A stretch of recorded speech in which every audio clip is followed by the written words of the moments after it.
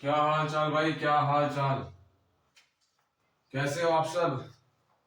जय श्री राम। राम राम भाई, Ram Ram. Welcome friends, welcome. Lecture number 11 में आप सभी का स्वागत है। क्या है? स्वागत है बच्चे। अपन लोगों ने क्या पढ़ा था लेक्चर नंबर 10 के अंदर? ह्यूमन हेल्थ एंड डिजीज में common diseases, bacterial, viral, protozoan, fungal, helminth, सारे डिजीज के बारे में पढ़ लिया था। बैक्टीरियल्स वगैरह आप सब रिवाइज कर लेना। फंगल के बारे में पढ़ा था ना। प्रोटोजोन के बारे में पढ़ा था। अमीबॉइड मेबियासिस पढ़ा था, और एक पढ़ा था मलेरिया, जिसे अमीबॉइसिस को मैंने एक्सप्लेन भी करा था, और बैक्टीरियल वाला भी बताया था, सिजिलिया डिसेंट्री के बारे में। अरे हाँ कि ना? अरे पढ़ के आए हो? पढ़ के आए हो कि नहीं? अरे भाई पढ़ के आओ, क्योंकि पढ़ के नहीं आओगे तो सारे दिमाग से गुल हो जाएगी। ये आप सभी को एक चार्ट, फ्लो चार्ट के फॉर्म में दिख रहा होगा। ये मलेरिया की जो अपनी है वो लाइफ साइकिल है। क्या है बच्चे? मलेरिया की लाइफ साइकिल है। बहुत कॉम्प्लिकेटेड लग रहा होगा, बट इसे अपन लोग बहुत सिंपल रखेंगे, हार्ड एंड फास्ट रखेंगे, एकदम नॉर्मल रखेंगे अपन, एंड सीरीज वाइज करके अपन प्रॉपर अंडरस्टैंडिंग के साथ इस चीज को समझेंगे। अरे हाँ कि ना? अरे हाँ ना बोल भाई। चलिए ठीक है, अपन लोग स्टार्ट करें लेक्चर नंबर 11। और इसके बाद अपन एक और लेक्चर करेंगे एड्स का एक और लेक्चर करेंगे कैंसर का, और एक करेंगे ड्रग एंड अल्कोहल अब्यूज का। अब 4 लेक्चर शायद और भी लग सकते हैं, क्योंकि वीडियो छोटे छोटे हैं। मैं सोचा था कि 15 मिनट्स करेंगे तो 12 लेक्चर्स में कंप्लीट हो जाएंगे, बट 30-40 मिनट्स की वजह से 15 लेक्चर्स तक भी लग सकते हैं। अरे हाँ ना भाई? चलिए ठीक है बेटा। मैंने आप सभी को बताया था बेटा कि मलेरिया एक प्रोटोजोन डिजीज था। क्या था बच्चे? मलेरिया एक प्रोटोजोन डिजीज था। मलेरिया एक प्रोटोजोन डिजीज था। जो क्या होता था? कौन कॉज करता था? अरे कौन कॉज करता था? एक वेक्टर होता था ना जो फैलाता था, उसको क्या बोलते थे अपन लोग? उसको फीमेल एनाफिलीज मॉस्किटो। क्या बोलते थे भाई? फीमेल एनाफिलीज मॉस्किटो बोलते थे। अरे हाँ कि ना? चलिए जी, फीमेल एनाफिलीज मॉस्किटो बोलते थे, है ना। तो मलेरिया किससे होता था? एक प्रोटोजोन डिजीज था, जिसका कैरियर कौन था? Female anopheles mosquito. तो उसी के लाइफ साइकिल के बारे में अपन स्टडी करेंगे। क्या होता है ना बच्चे, जब दो होस्ट चाहिए ना, उसे डाइजेनेटिक लाइफ साइकिल होती है। दो होस्ट कौन कौन सी? एक तो खुद फीमेल एनाफिलीज चाहिए उसे, और एक खुद ह्यूमंस चाहिए। कौन? एक ह्यूमंस, यानी अपन चाहिए, है ना। यानी कि जो मलेरिया की लाइफ साइकिल होती है वो 2 लोगों पे बेस होती है। 2 लोग कौन है भाई? एक अपन है, और एक एक कौन है? फीमेल एनाफिलीज है। फीमेल एनाफिलीज है, राइट भाई। लाइफ साइकिल की बात करेंगे तो होता क्या है बच्चे? इन्फेक्टेड फीमेल एनाफिलीज मॉस्किटो जब अपन लोग को बॉडी में बाइट करता है, तो बाइट करेगा जहां भी, यानी कि वो क्या करेगा? ब्लड को सक करेगा। क्या करेगा? ब्लड को सक करेगा। क्या करेगा? अब भाई एक चीज दिमाग में आता है कि फीमेल एनाफिलीज ह्यूमंस की ब्लड को क्यों सक करती है? और भी तो ऑर्गेनिजम्स हैं, और भी एनिमल्स हैं जिससे उसकी ब्लड को सक कर सकती है। एक्चुअली होता क्या है बच्चे, जो फीमेल एनाफिलीज मॉस्किटो जो है वो जब एग ले करती है, क्या करती है? एग ले करती है, तो उसकी जो इंक्यूबेशन पीरियड जो होती है, मैं पढ़ाऊंगा आगे इंक्यूबेशन पीरियड क्या होती है, उसकी हैचनिंग वगैरह। इंक्यूबेशन हैचनिंग करना सही नहीं, इंक्यूबेशन जो होती है उसे हीट प्रोवाइड करने के लिए हम लोग कैसे होम्योथर्म्स है ना भाई, यानी कि वार्म ब्लडेड एनिमल्स है, तो उसे वार्म ब्लड की जरूरत होती है। क्या होती है? वार्म ब्लड की जरूरत होती है, गर्म खून की जरूरत होती है। इस वजह से गर्म खून यानी कि उबलता हुआ नहीं, वो अपना बॉडी टेम्परेचर, कोई किलोथर्म्स और होम्योथर्म्स बायो वाला अलग है, ठीक है, वो आप मत समझ लीजिएगा लोकल लैंग्वेज में। तो होम्योथर्म्स एनिमल की जरूरत होती है, तो हम लोग क्या है, होम्योथर्म्स से तो हमारा ब्लड क्या करती है? सक करती है, ताकि अपने एक को प्रॉपर्ली इंक्यूबेट कर पाए। क्या कर पाए? प्रॉपर्ली इंक्यूबेट कर पाए। प्रॉपर्ली इंक्यूबेट कर पाए। अरे हाँ कि ना? अरे हाँ कि ना भाई? चलो ठीक है यार, मेरा गला अभी भी खराब है, ठीक है ना। क्या है? गला। हाँ, तो ईयरबड्स वगैरह लगा के या हेडफोन या फोन लगा के अपन सुनेंगे, है ना। तो इन्फेक्टेड फीमेल एनाफिलीज क्या होती है? जब वो बॉडी में बाइट करती है, बॉडी में बाइट करती है, तो वो हमारे ब्लड के साथ कहाँ चली जाती है? कहाँ चली जाती है भाई? लीवर में। कहाँ चली जाएगी? लीवर में। तो when infected female anopheles mosquito bite us, then there is a release of sporozoites. Sporozoites का रिलीज होता है, और यही स्पोरोजोइट्स को अपन क्या बोलते हैं? इन्फेक्टिव स्टेज बोलते हैं। तो मलेरिया में एक क्वेश्चन भी बनता है कि what is the infective stage of malaria. तो क्या होता है? स्पोरोजोइट्स होता है भाई। क्या होता है भाई? स्पोरोजोइट्स होता है। इसे इन्फेक्टिव स्टेज भी बोला जाता है। ये ब्लड के थ्रू कहां पे अपना चल जाएगा? लीवर सेल्स में चल जाएगा बच्चे। किसमें? लीवर सेल्स में। और लीवर के सेल्स को क्या बोलते हैं? हिपैटोसाइट सेल्स बोलते हैं बच्चे। क्या बोलते हैं? हिपैटोसाइट्स के सेल बोलते हैं। और ये जो लीवर में जाने के बाद क्या करता है वहां पे? अपनी नंबर को बढ़ाने की कोशिश करेगा। कौन? स्पोरोजोइट अपनी नंबर को बढ़ाने की कोशिश करेगा। तो वहां पे क्या करेगा? असेक्सुअल रिप्रोडक्शन करेगा, असेक्सुअल रिप्रोडक्शन करेगा। उसके बाद क्या करेगा बच्चे? ये लीवर के सेल्स को तोड़ना शुरू करेगा। क्या करेगा बच्चे? ये लीवर को, हमारे लीवर के सेल्स को तोड़ना शुरू करता है और धीरे धीरे जाके वो क्या करेगा? फिर आरबीसी में अपना एंट्री करवा देगा, आरबीसी में जाके एंट्री करवा देगा। फिर आरबीसी के पास में जाके क्या करेगा बच्चे? वहां भी नंबर बढ़ाना चाहेगा, क्योंकि इसको नंबर बढ़ाना है ताकि हम लोगों को प्रॉपर्ली डिजीज कर पाए। नंबर इसलिए बढ़ा रहे हैं क्योंकि इससे प्रॉपर हमारे बॉडी में क्या कर पाए? अपना एक्शन दिखा पाए। अपनी नंबर बढ़ाने की वजह से क्या होगा? डिजीज हो जाएगा हम लोगों को, है ना? तो असेक्सुअल रिप्रोडक्शन कहां भी करने लगेगा? आरबीसी के अंदर भी सर असेक्सुअल रिप्रोडक्शन करने लगेगा। तो जैसे लीवर में सेक्सुअल रिप्रोडक्शन कर रहा था तो लीवर सेल को तोड़ रहा था, उसी तरह से क्या करेगा? आरबीसी के सेल्स को भी तोड़ेगा, ब्रेकडाउन ऑफ आरबीसी करेगा। और यही ब्रेकडाउन जब होता है बच्चे, आरबीसी कैसे होता है? बाइकनकेव शेप का होता है, बाइकनकेव शेप का। पढ़ाया था ना बाइकनकेव शेप, जब सिकल सेल में कन्वर्ट हो जाता था, जीएजी की जगह जीयूजी, ग्लूटामिक एसिड की जगह वैलिन अमीनो एसिड, आगे पढ़ाऊंगा ये सब चीज, है ना, मॉलिक्यूलर बेसिस वाले चैप्टर में। तो क्या हो जाएगा? ब्रेकडाउन होने से एक पार्टिकल का रिलीज होता है जिसका नाम क्या है? हीमोजोइन। क्या नाम है भाई? हीमोजोइन। क्या नाम है? हीमोजोइन। यही हीमोजोइन रिस्पांसिबल होता है फीवर और चिल्स के लिए, फीवर और चिल्स के लिए। थोड़ी ठंड लगती है और बुखार लगती है जो है ना, यही फीवर, यही हीमोजोइन रिस्पांसिबल होता है। कौन? हीमोजोइन। और हीमोजोइन किसका पार्ट है? आरबीसी का ब्रेकडाउन का पार्ट है, डिग्रेडेड पार्ट है आरबीसी का। आरबीसी का ब्रेकडाउन का पार्ट है कौन? हीमोजोइन है। अरे हाँ कि ना भाई? अरे हाँ कि ना? अरे हाँ ना बोल भाई, मजा आया? अरे ठीक है सर, मजा आ गया। चलिए आगे बढ़ते हैं, ठीक है ना? उसके बाद क्या होता है बच्चे? उसके बाद क्या होगा? वहां पे गैमेटोसाइट्स, मैंने स्पर्मेटोसाइट्स और गैमेटोसाइट्स होते हैं। गैमेटोसाइट गैमेट्स का फॉर्मेशन वगैरह स्टार्ट कर देता है कहां पे? आरबीसी में जाके, आरबीसी के पास में गैमेटोसाइट्स का फॉर्मेशन होने लगता है। यही गैमेटोसाइट कहां पे रीच कर जाएगा? उस मॉस्किटो के, फीमेल एनोफिलीज मॉस्किटो के गट में। कहां? ब्लड के थ्रू गट में जाके रिलीज हो, गट में जाके पहुंच जाता है, माइग्रेट कर जाएगा। कहां कर जाएगा? माइग्रेट कर जाएगा। क्या होगा भाई? माइग्रेट वर्ड ज्यादा बढ़िया है इसके लिए, माइग्रेट कर जाएगा, migrate into gut of female anopheles mosquito, female anopheles mosquito. अरे हाँ कि ना भाई? है ना? और उसके बाद क्या होगा? यही फीमेल एनोफिलीज मॉस्किटो अपने को फिर से बाइट करेगा। क्या करेगा? फिर से बाइट करेगा। फिर से बाइट करेगा तो क्या होगा? फिर से अपन लोग इन्फेक्ट हो जाएंगे ना, फिर से अपन लोग इन्फेक्ट हो जाएंगे, फिर से अपन लोग इन्फेक्ट हो जाएंगे। अरे हाँ कि ना? लाइफ साइकिल समझ में आई आप सभी को? इसमें 2-3 पॉइंट और है। होता क्या है बच्चे? क्या होता है ना बच्चे, गैमेटोसाइट का जो फॉर्मेशन होता है वो इंटेस्टाइन के अंदर होता है, लेकिन वो माइग्रेट कर जाता है कहां? सैलिवरी ग्लैंड्स में। कहां? सॉरी, स्पोरोजोइट का जो फॉर्मेशन होता है वो कहां होता है? इंटेस्टाइन के अंदर होगा, लेकिन वो माइग्रेट कर जाएगा किसमें? सैलिवरी ग्लैंड में, ताकि वो अपने को जब भी बाइट करे तो सैलिवरी ग्लैंड से वो चीज हमारे ब्लड में आके पहुंच सके और अगले वो पैथोजन, अगले जो भी पर्सन में होस्ट में काटेगा उसे डिजीज कर पाए। क्या कर पाए? डिजीज कर पाए। फॉर्मेशन ऑफ स्पोरोजोइट्स को oocysts बोलते हैं। और यहाँ पे क्या होगा बच्चे? गैमेट्स का फॉर्मेशन हुआ तो क्या होगा? जाइगोट का फॉर्मेशन होगा। जाइगोट को क्या बोलते हैं अपन लोग? ऊकाइनेट स्टेज बोलते हैं, ऊकाइनेट बोलते हैं। क्या बोलते हैं बच्चे? ऊकाइनेट बोलते हैं। तो आप सभी को समझ में आया लाइफ साइकिल? 2-3 चीजें याद रखना इस लाइफ साइकिल में। क्या क्या याद रखना बच्चे? अरे क्या क्या याद रखना भाई?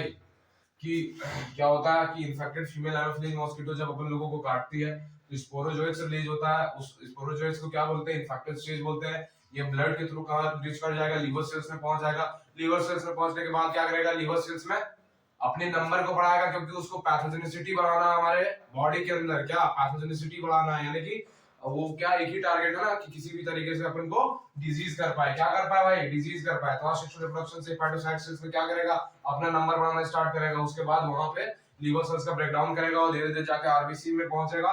फिर आरबीसी में भी सेक्सुअल रिप्रोडक्शन करके अपना नंबर बढ़ाएगा, ब्रेकडाउन करेगा। उस पार्टिकल को बोलेंगे हीमोजोइन, जो कि रिस्पांसिबल होगा फीवर और चिल्स के लिए। आरबीसी का ब्रेकडाउन का पार्टिकल होता है ना भाई? उसके बाद क्या होगा? गैमेटोसाइट्स का फॉर्मेशन होगा आरबीसी के अंदर। वो गैमेटोसाइट मॉस्किटो के गट तक पहुंच जाएगा माइग्रेट करके, है कि नहीं?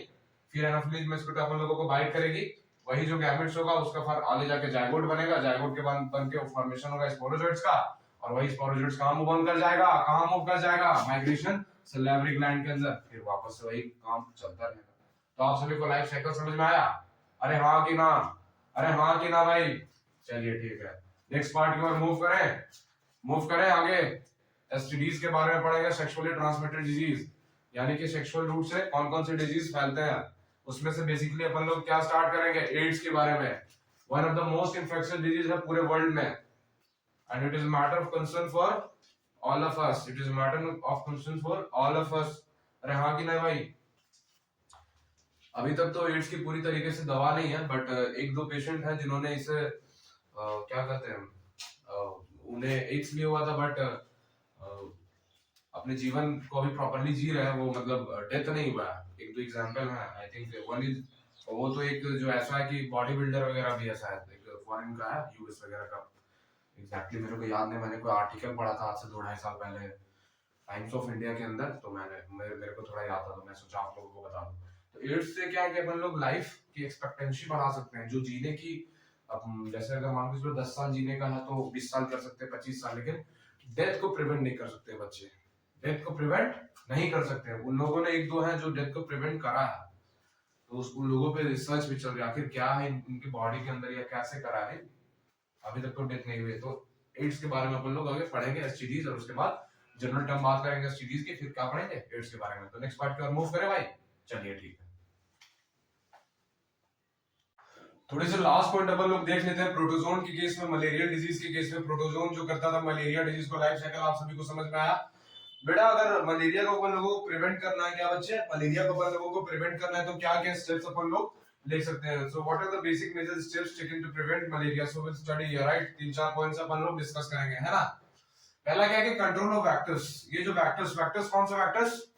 फिजिक्स वाला नहीं, साइन कॉस वेक्टर नहीं। कंट्रोल वेक्टर्स कौन? Female anopheles mosquito. कौन सा? याद बार बार लिखेंगे तो अपन याद थोड़ा होगा रे, हाँ कि ना भाई? फीमेल एनाफिलीज मॉस्किटो, यानी कि जो फीमेल एनाफिलीज मॉस्किटो बच्चे वेक्टर्स, उसकी कंट्रोल अपन लोग कर सकते हैं। कंट्रोल कैसे करेंगे बच्चे? तो अपन लोग यूज ऑफ इंसेक्टिसाइड कर सकते हैं। इंसेक्टिसाइड्स अगर यूज करते हैं अपन लोग, तो क्या होगा? जो भी इंसेक्ट है उसमें से इंक्लूडिंग वेक्टर्स, फीमेल एनाफिलीज, उसकी डेथ हो जाएगी, और एक बहुत इंपॉर्टेंट पॉइंट है, एनसीईआरटी में आपको पहला दूसरा पेज में शायद दिया हुआ है कि लार्विवोरस फिश, इंट्रोडक्शन वाले पार्ट में, लार्विवोरस फिश एक क्या है? लार्विवोरस फिश यानी कि ऐसा फिश जो क्या करेगा? इन्फेक्टेड जो ऑर्गेनिज्म उसकी लार्वल स्टेज जो होगी, लार्वल स्टेज उसे ही खत्म कर देगा, उसकी क्या कर देगा? डेथ कर देगा। तो क्या होगा? डेथ हो जाएगा, तो वो आगे जाके फीमेल एनाफिलीज मॉस्किटो वेक्टर्स में प्रॉपर डेवलप नहीं हो पाएगा पैथोजन में, तो अपन लोगों को डिजीज से राहत मिलेगी, प्रिवेंट होगी। तो उस फिश का क्या नाम है? गैम्ब्यूसा। क्या नाम है? गैम्ब्यूसा फिश जो है, गैम्ब्यूसा फिश वो रिस्पांसिबल लार्विवोरस फिश होती है बच्चे। ये नीट में एक बार पूछा है 2000 आई थिंक 18 समथिंग करके, 17-18 वगैरह में है, 2017-18 एग्जैक्ट याद नहीं आ रहा मेरे को। नीट में पूछा हुआ सवाल है गैम्ब्यूसा फिश के बारे में, छोटा सा सवाल भी पूछ सकता है भाई।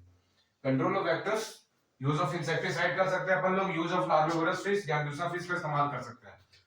और लास्ट पॉइंट क्या है? अवॉइड स्टैग्नेशन ऑफ वाटर, यानी कि पानी की जमावड़ा जो है, अपन लोग गंदे पानी फेंक देते हैं सड़क पे, नाले पे, अगल बगल कहीं भी, तो वहां पे क्या होता है ना बच्चे, उस पानी में लार्विवोरस जो फीमेल एनाफिलीज है उसकी डेवलपमेंट वगैरह, उसकी लाइफ साइकिल वगैरह स्टार्ट हो जाती है। तो स्टैग्नेशन ऑफ वाटर को भी अपन क्या करेंगे? प्रिवेंट करेंगे। अरे हाँ कि ना भाई? चलिए ठीक है। तो अपन लोग नेक्स्ट पढ़ने वाले हैं, आप सभी तो फेमिलियर हो गए इस टॉपिक से, एसटीडीज। क्या? एसटीडीज की फुल फॉर्म क्या है बच्चे? Sexually transmitted disease. नाम से ही लग रहा है, एक ऐसा डिजीज जो कहां से फैलेगा? सेक्सुअल रूट से। कहां से? सेक्सुअल रूट से, right? Sexually transmitted disease sexual route से फैलेगा, है ना? इस सेक्सुअली ट्रांसमिटेड डिजीज को एक और नाम देते हैं, जिसका नाम क्या है बच्चे? Venereal disease. क्या नाम है? Venereal disease. और फिर एक और नाम भी बोल सकते हैं अपन लोग, आरटीआईज। आरटीआईज मतलब रिप्रोडक्टिव ट्रैक्ट इन्फेक्शन, यानी कि एक तरह का इन्फेक्शन कहां पे होगा? रिप्रोडक्टिव ट्रैक्ट वाले पार्ट में। कहां? रिप्रोडक्टिव ट्रैक्ट वाले पार्ट में। तो इस चीजें के अपन लोग बेसिक से इंट्रोडक्शन करेंगे, इंट्रोडक्शन चर्चाएं करेंगे, बैक्टीरियल एसटीडीज कौन सा, वायरल कौन सा, प्रोटोजोन कौन सा, और उसके बाद अपन लोग एक बहुत ही वायरल जो खतरनाक है एड्स के बारे में आज चर्चाएं होंगी। अरे हाँ कि ना भाई? चलिए ठीक है। तो बैक्टीरियल जो एसटीडीज आती है बच्चे, जो सेक्सुअली ट्रांसमिटेड डिजीज है बैक्टीरियल जो है, उसमें से पहला कैटेगरी गोनोरिया। कौन सा बच्चे? गोनोरिया। गोनोरिया एक ऐसी बीमारी जो कौन कॉज करता है? पैथोजन कौन सा है? Neisseria gonorrhoea. ये अपन को याद करना होगा, इसका कोई सॉल्यूशन नहीं है अपने पास। निजेरिया गोनोरिया क्या है? निजेरिया गोनोरिया, यानी कि ये पैथोजन जो है, बैक्टीरियल पैथोजन, वो कॉज कौन सा एसटीडीज को करेगा बच्चे? गोनोरिया को करेगा। सर किसको करेगा भाई? गोनोरिया को करेगा। दूसरी जो डिजीज आती है उसका नाम क्या है? सिफिलिस। क्या नाम है? सिफिलिस। सिफिलिस कौन करता है? ट्रैकोनोमा पैलिडम। कौन करता है? ट्रैकोनोमा पैलिडम। अरे हाँ कि ना? अरे हाँ कि ना भाई? ट्रैकोनोमा पैलिडम। और लास्ट एक है क्लेमाइडियासिस। क्लेमाइडिया ट्रैकोमैटिस करता है। इसको याद रखने की जरूरत नहीं है, ऑप्शन में एक बार पूछा था इस वजह से बताया, बट इसमें से इंपॉर्टेंट क्या है? ये दोनों इंपॉर्टेंट है भाई, दोनों इंपॉर्टेंट है। Neisseria gonorrhoeae, treponema pallidum, gonorrhoea syphilis. Gonorrhoea और सिफिलिस ये इंपॉर्टेंट है। गोनोरिया नेज़ेरिया गोनोरिया करता है बैक्टीरियल एसटीडीज के अंदर, सिफिलिस ट्रैकोनोमा पैलिडम। ओके, उसी तरह नेक्स्ट वन मूव करते हैं नेक्स्ट कैटेगरी के अंदर। ऐसे एसटीडी जो वायरस करता है, वायरल होता है, यानी कि वायरल यानी कि वो जो पैथोजन होगा वो कौन सा होगा? वायरस की कैटेगरी में आता होगा। वायरस की कैटेगरी में तो ऐसे एसटीडी जो वायरल होते हैं कौन कौन से हैं? पहला जेनेटल वॉर्ड्स, गांठें बन जाएंगी। जेनेटल वॉर्ड्स कौन सा करता है? HPV, human papilloma virus. बहुत इंपॉर्टेंट है भाई, बहुत इंपॉर्टेंट है। Human papilloma virus, human papilloma virus. Human papilloma virus क्या करेगा? जेनेटल वॉर्ड्स करेगा। उसी तरह से एक और वायरल है जेनेटल हर्पिस। हर्पिस है लास्ट में ना, तो उसी तरह से हर्पिस सिंप्लेक्स वायरस कॉज करता है। नीट में पूछा गया है, नीट में इस सवाल को पूछा गया है भाई, नीट में इस सवाल को पूछा गया है। Herpes simplex virus. एड्स कौन करता है? आप लोगों को पता है, HIV, human immunodeficiency virus. Full form तो पता ही होगा, लेकिन लिख देता हूं यार, कुछ लोग बोलेंगे एचआईवी क्या? नहीं नहीं, हमारे यहाँ एक से एक कलाकार भी है। Human immunodeficiency virus. उसी तरह से कौन सा? एक हेपेटाइटिस बी। हेपेटाइटिस बी तो कौन कॉज करता है? Hepatitis B virus. एचपीवी यानी एचपीवी यानी कि हेपेटाइटिस बी वायरस। तो वायरल एसटीडीज के कौन कौन से एग्जांपल है? जेनेटल वॉर्ड्स जो कि ह्यूमन पेपिलोमा वायरस कॉज करेगा, जेनेटल हर्पेस जो कि हर्पेस सिंप्लेक्स वायरस कॉज करेगा, एड्स जो कि एचआईवी वायरस कॉज करेगा, और एचईवी मतलब हेपेटाइटिस बी वायरस कॉज करेगा। इसमें से दो तीन सवाल बच्चे बनते हैं। दो सवाल कौन से बनते हैं? इसमें से कौन कौन सी डिजीज प्योरली क्योरेबल है और कौन कौन नॉन क्योरेबल है, इस चीज को बता देता हूं, क्योंकि नेट के अंदर ये भी सवाल पूछा गया था एक बार, क्या पता फिर से वो रिपीट करते बोर्ड पे, ठीक है ना। तो नॉन क्योरेबल जो होता है बच्चे, अपन लोगों ने जाना ना, एड्स तो नॉन क्योरेबल होता है। हेपेटाइटिस बी भी कैसा होता है बच्चे? नॉन क्योरेबल होता है। लेकिन उसके साथ अपन लोगों को याद रखना है कि जेनेटल हर्पेस भी एक ऐसा डिजीज है जो कि नॉन क्योरेबल है। जेनेटल हर्पेस, एड्स और hepatitis B, genital herpes, AIDS और हेपेटाइटिस बी, दिस ऑल तीन वायरल डिजीज है जो क्या है? नॉन क्योरेबल, यानी कि इसका कोई इलाज नहीं है बच्चे। अल्टीमेटली आपका डेथ होना ही होना है कि नहीं? अरे हाँ कि ना? एक और सवाल बनता है कि कौन से एसटीडीज हैं जो रिप्रोडक्टिव ट्रैक्ट को इन्फेक्ट करते हैं और कौन नहीं करते हैं। भाई जितनी खतरनाक बीमारी लग रही है ना, एड्स और हेपेटाइटिस बी नाम सुन गए, ऐसा लगता होगा कि रिप्रोडक्टिव ट्रैक्ट में ये इन्फेक्शन करेंगे, लेकिन नहीं, गलत। क्या गलत? केमिस्ट्री वाला रूल अपन यहाँ अप्लाई करते हैं, जो दिखता है वो होता है, जो होता है वो दिखता नहीं अपने को, है ना। तो क्या होता है ना, एड्स और हेपेटाइटिस बी एकमात्र डिजीज है जो कि क्या है? डज नॉट अफेक्ट करती है, does not affect reproductive tract, reproductive part वाले ट्रैक्ट को अफेक्ट नहीं करती है एड्स और हेपेटाइटिस। बाकी भाई करती है, गोनोरिया भी करेगी, सिफिलिस भी करेगी, क्लेमाइडियासिस भी करेगी, जेनेटल वॉर्ड्स करेगी, जेनेटल हर्पेस भी करेगी, लेकिन एड्स और हेपेटाइटिस भी रिप्रोडक्टिव पार्ट को अफेक्ट नहीं करेगी। और हर्पेस, जेनेटल हर्पेस, एड्स और हेपेटाइटिस भी क्या है? नॉन करेबल है। अरे हाँ के ना भाई, समझ आया? प्रोटोजोन मूव करेंगे, उसके बाद अपन लोग एड्स के बारे में पढ़ेंगे। क्या पढ़ेंगे? एड्स के बारे में। अरे हाँ के ना भाई, बढ़े अपन आगे। चलिए ठीक है जी भाई, एक लास्ट क्लास अपन डिस्कस करेंगे जो है प्रोटोजोन एसटीडीज है। कैसा? यानी एक ऐसा सेक्सुअली ट्रांसमिटेड डिजीज है जो कौन कॉज करेगा बच्चे? प्रोटोजोन कॉज करेगा। कौन करेगा बच्चे? प्रोटोजोन कॉज करेगा। अरे हाँ कि ना? तो उस डिजीज का नाम क्या है बच्चे? ट्राइकोमोनियासिस। क्या नाम है? ट्राइकोमोनियासिस, जो कि कौन कॉज करता है? ट्राइकोमोना वेजिनालिस। कौन सा? ट्राइकोनोमा वेजिनालिस, ट्राइकोनोमा वेजिनालिस। इसमें क्या होता है बच्चे? फ्लूइड वगैरह का, व्हाइट फ्लूइड वगैरह का डिस्चार्ज होना स्टार्ट हो जाता है। क्या होता है बच्चे? व्हाइट फ्लूइड वगैरह का डिस्चार्ज होता है। क्या होता है? याद रखेंगे अपन, व्हाइट फ्लूइड का डिस्चार्ज होता है बच्चे। अरे हाँ कि ना? अरे हाँ कि ना? एक वर्ड सुना आप लोगों ने, prevention is better than cure. किस डिजीज के लिए इस्तेमाल करते हैं ये स्लोगन, ये नारा जो है, prevention is better than cure, किस डिजीज के लिए इस्तेमाल करते हैं? एड्स के लिए इस्तेमाल करते हैं बच्चे। किसके लिए? एड्स के लिए। Prevention is better than cure, याद रखिएगा। मैं पढ़ाऊंगा ना, अभी रिपीट करूंगा, पूछूंगा यार वो स्लोगन क्या है, बताओ तो मेरे को, मेरे को क्या बताओ, मेरे को बताओ। Okay, prevention is better than cure. अरे हाँ कि ना? है ना? चलिए ठीक है। बच्चे मैंने एक लाइन लिखी है, मेरे को बताओ ये लाइन सही है गलत, अगर स्टेटमेंट में क्वेश्चन आता है तो। एक्सेप्ट एड्स, एड्स को हेपेटाइटिस बी को छोड़ के क्या सारे स्टडीज रिप्रोडक्टिव ऑर्गन का फैक्ट करते हैं? अरे हाँ कि ना, सही है गलत? एड्स और हेपेटाइटिस बी डिजीज को छोड़ के सारे और जितने भी स्टडीज हैं वो रिप्रोडक्टिव ऑर्गन का फैक्ट करते हैं। मैंने बताया था ना अभी जस्ट। अरे भाई करते हैं, तो स्टेटमेंट क्या है? ट्रू है। क्या है? ट्रू। कौन फॉल्स बोल रहा है भाई? अरे यार इधर देख, इधर देख, इधर मैंने क्या बताया था?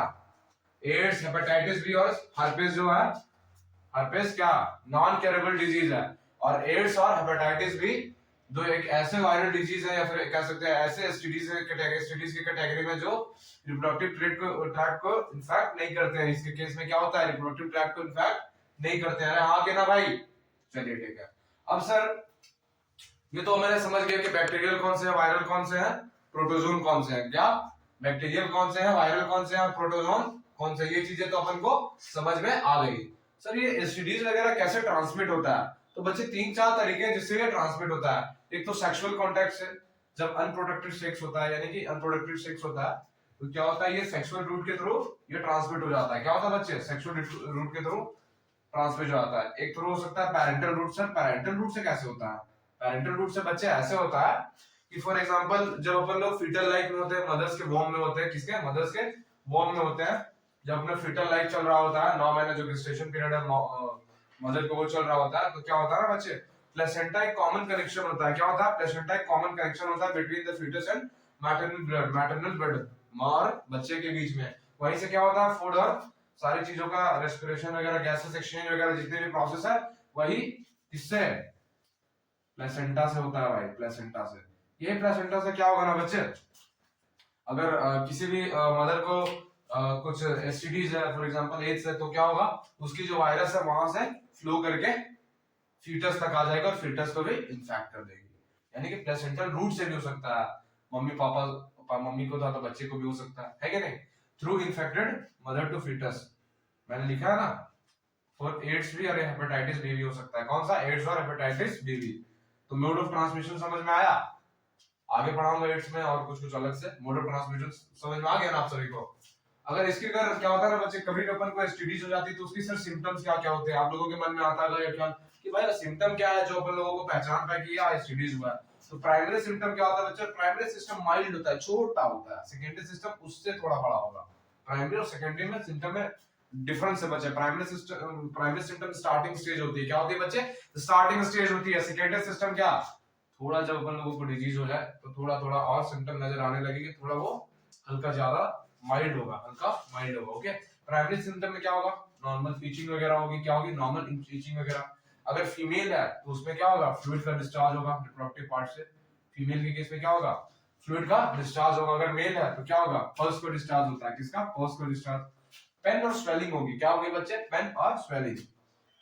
पेन और स्वेलिंग होगी। और कहां पे? जेनिटलिया वाला पार्ट में। कहां? जेनिटलिया वाला पार्ट में। अरे याद रखेंगे अपन, ऐसे पढ़ लो, हालांकि बहुत ज्यादा इंपॉर्टेंट नहीं है, बट इसमें से एक दो इंपॉर्टेंट है। जैसे कि सेकेंडरी सिम्टम मोर होता है फीमेल में एज कंपेयर टू मेल। क्यों? क्यों? आप लोग इसका आंसर ढूंढ के आओगे कि सेकेंडरी सिम्टम फीमेल में ज्यादा होता है एसटीडीज के केस में एज कंपेयर टू मेल। क्यों होता है बताना, तो दिमाग लगाना, ठीक है? एज कंपेयर टू मेल्स क्या होता है? ज्यादा होता है। तो सेकेंडरी सिम्टम में जो मोस्ट इंपॉर्टेंट सिम्टम है वो पीआईडीज है, पेल्विक इन्फ्लेमेटरी डिजीज। यानी कि पेल्विक रीजन के आसपास इन्फ्लेमेशन वगैरह हो जाता है, कुछ कुछ डिजीज वगैरह हो जाते हैं, तो पीआईडीज सेकेंडरी सिम्टम। और सेकेंडरी सिम्टम में क्या देखा गया बच्चे? अबॉर्शंस वगैरह हो जाते हैं। अबॉर्शंस हो जाते हैं। क्या हो जाते हैं? अबॉर्शंस वगैरह हो जाते हैं। यानी कि चाइल्ड का प्रॉपर डेवलपमेंट से पहले क्या हो जाता है? बर्थ हो जाता है। फिर क्या हो जाएगा उसकी भाई? डेथ हो जाएगी। स्टिल बर्थ वाला कंडीशन हो जाएगा, डेथ हो जाएगी। ओके, एक होता है क्या हो जाएगा? एक्टोपिक प्रेगनेंसी वगैरह भी देखा जाता है इस सेकेंडरी सिम्टम में, जब कोई पर्सन एसटीडीज वगैरह से इन्फेक्टेड हो जाता है। जनरली कहां पे आगे पढ़ाऊंगा कि ब्लास्टोसिस्ट वगैरह जाके इम्प्लांट हो जाते हैं जाइगोट बनने के बाद। उसमें सेल्स जब बढ़ते हैं, 8 सेल का हो जाता है, तो क्या होता है? यूट्रस में जाके, फीमेल के यूट्रस वाले पार्ट में जाके क्या होता है? इम्प्लांटेशन होता है, फिर आगे फर्दर उसका डेवलपमेंट होता है। लेकिन एक्टोपिक प्रेगनेंसी के केस में क्या होती है बच्चे? यूट्रस में जाके इम्प्लांटेशन नहीं होगा, कहीं और हो जाएगा, कहीं और हो जाएगा, कहीं और हो जाएगा। Pregnancy other than the uterus, pregnancy other than the uterus. Okay भाई, तो टॉपिक प्रेगनेंसी वगैरह के अपन लोग को देखने मिलेगा।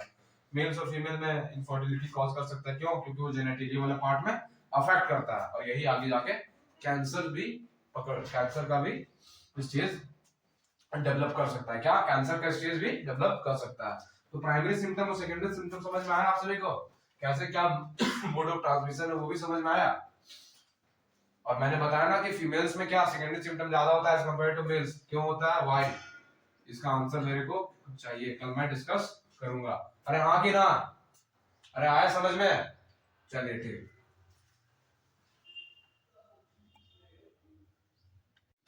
नेक्स्ट जो अपन लोग पढ़ेंगे बच्चे, एक बहुत ही खतरनाक इंफेक्शियस डिजीज के बारे में। कौन सा? एड्स। एड्स की फुल फॉर्म आप सभी को पता है बच्चे, क्या होती है? Acquired immunodeficiency syndrome. क्या है? Acquired immunodeficiency syndrome.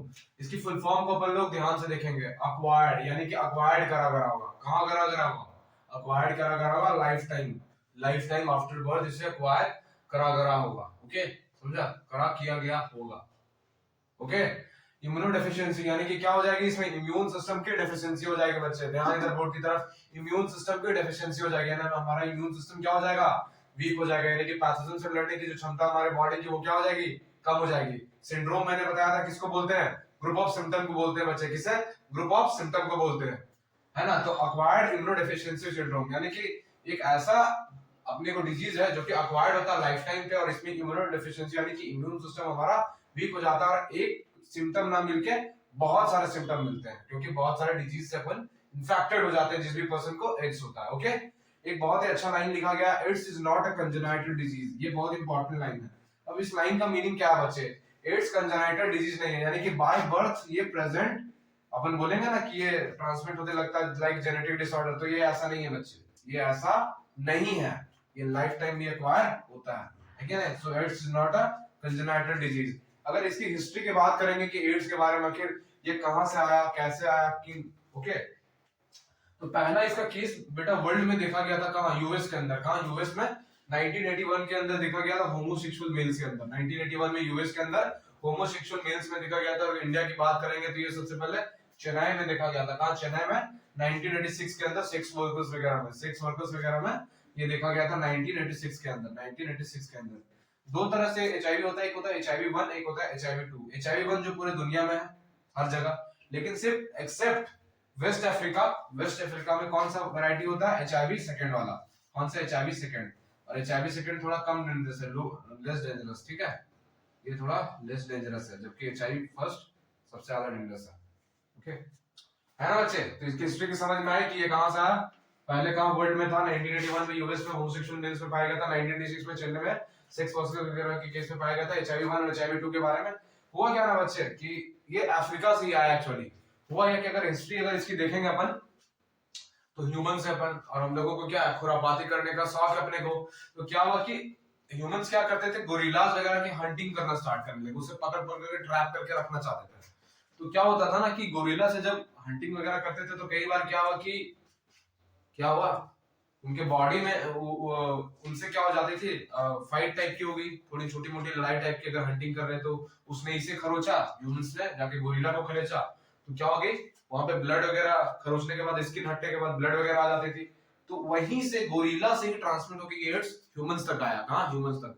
और आज पूरी दुनिया में फैल चुका है, और one of the major concern ये डिजीज है, one of the major concern. आने वाले टाइम में इसमें बहुत रिसर्च चल रहा है, अगर इसकी दवा नहीं बनी तो I think millions of million death होते हैं per year, millions of million death होते हैं पर ईयर। ओके, एक एनसीईआरटी का डेटा भी बोलता है 25 टू 50 मिलियन डेथ हुए हैं अभी तक। किससे? रिप्रोडक्टिव ट्रैक्ट डिजीज से, एसटीडीज वगैरह से, है ना? रिप्रोडक्टिव हेल्थ में डेटा है। ओके, तो अपन लोग अगर एड्स के बारे में पढ़ना चाहते हैं तो एड्स की स्ट्रक्चर, एड्स के वायरस के अंदर कौन कौन सा स्ट्रक्चर होता है जनरली? वायरल कैसा होता है? ये एड्स जो बच्चा, ये रेट्रोवायरस की कैटेगरी में। सर रेट्रोवायरस क्या होता है? रेट्रोवायरस वो वायरसेस होते हैं बच्चे जिसका जेनेटिक मटेरियल क्या होता है? आरएनए से बना होता है। किससे? आरएनए से बना होता है, यानी कि राइबोन्यूक्लिक एसिड से बना होता है। किससे बच्चे? राइबोन्यूक्लिक एसिड से बना होता है। अरे हाँ कि ना भाई? राइबोन्यूक्लिक एसिड से बना होता है, डीऑक्सी राइबो नहीं होता है यहाँ पे, राइबोन्यूक्लिक एसिड होता है रेट्रोवायरस, एचआईवी वायरस। अगर इसकी स्ट्रक्चर की बात देखेंगे तो अंदर में एक लेयर होता है बच्चे जहां पे दो सिंगल स्ट्रैंडेड आरएनए प्रेजेंट होता है। ये दिख रहा है आप सभी को? दो सिंगल स्ट्रैंडेड आरएनए प्रेजेंट होता है, हाँ कि ना? दो क्या प्रेजेंट होता है बच्चे, रिवर्स ट्रांसक्रिप्टेज। सर ये रिवर्स ट्रांसक्रिप्टेज क्या करता है, यही रिवर्स ट्रांसक्रिप्टेज क्या करेगा अपने मैकेनिज्म में, जब होस्ट के अंदर ये रेट्रोवायरस घुसता है तो आरएनए से डीएनए में कन्वर्ट करने में हेल्प करता है by the process of reverse transcription, by the process of reverse transcription. उसी में ये एंजाइम का जरूरत पड़ता है, ये क्या एक तरह का एंजाइम है, जिस एंजाइम का नाम क्या है बच्चे, रिवर्स ट्रांसक्रिप्टेज। क्या नाम है भाई, रिवर्स ट्रांसक्रिप्टेज। और एक क्या होता है, इंटीग्रेज। इंटीग्रेज क्या करता है बच्चे, प्रोटीन को जोड़ने में हेल्प करेगा, प्रोटीन को जोड़ने में सॉरी इंटीग्रेज क्या करेगा बच्चे, नॉर्मल जो होस्ट का डीएनए है और उसका वायरल डीएनए है, दोनों को जोड़, वायरल आरएनए बन के जो डीएनए बनेगा, वायरल डीएनए और होस्ट का डीएनए को जोड़ने में मदद करेगा बच्चे। क्या करेगा, मदद करेगा इंटीग्रेज। और प्रोटीएज क्या करेगा, लार्ज लार्ज जो प्रोटीन चेन बनेंगे उसको काटने में हेल्प करेगा, क्या करेगा, उसे कट करने में हेल्प करेगा। इस वजह से ये सारे प्रेजेंट होते हैं। अरे हाँ कि ना, दो लेयर नजर आएंगी, अगर इसमें देखेंगे अंदर वाले लेयर को क्या बोलते हैं, इनर कोट, बाहर वाली को बोलेंगे आउटर कोट। P24 एक नाम है, बस ऐसे ही याद रखना है, P17।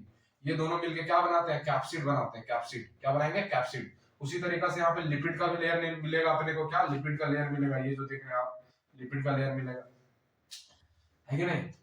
अंदर वाले लिपिड को लेयर को क्या बोलेंगे, GP120, और आउटर वाले को GP41। अंदर वाले को GP120 और आउटर वाले को GP41। ये मिलके क्या बनाएंगे, एनवेलप बनाते हैं, क्या एनवेलप बनाते हैं। और ये सारे single strand RNA, reverse transcripted, integrase, proteases वगैरह मिलके कोर बनाते हैं बच्चे। एक सेंटेंस इसमें बहुत इंपॉर्टेंट है कि GP120 जो है एचआईवी वायरस का लिपिड लेयर वाला जो इनर कोट है, GP120 of HIV virus is complementary to the CD4 receptor of the T helpers in the macrophages. ये लाइन एम्स में पूछा था एक बार, और एक सवाल नीट में भी पूछा हुआ है कि GP120 जो लेयर है एचआईवी वायरस की, वो कॉम्प्लीमेंट्री होती है CD4 रिसेप्टर की, टी हेल्पर सेल्स में और मैक्रोफेजेस में बच्चे। क्या, टी हेल्पर सेल्स में और मैक्रोफेजेस में। तो इस सारी चीजों को अपन याद रखेंगे, ठीक है। तो आज के लिए बस इतना ही। आगे एड्स के बारे में नेक्स्ट क्लास में अपन विस्तार से चर्चा करेंगे। क्या करेंगे, विस्तार से चर्चा करेंगे। अरे हाँ कि ना, तब तक पढ़ते रहिए, मस्त रहिए, स्वस्थ रहिए, हंसते खेलते रहिए। ओके, ठीक है बच्चे, ओके बाय।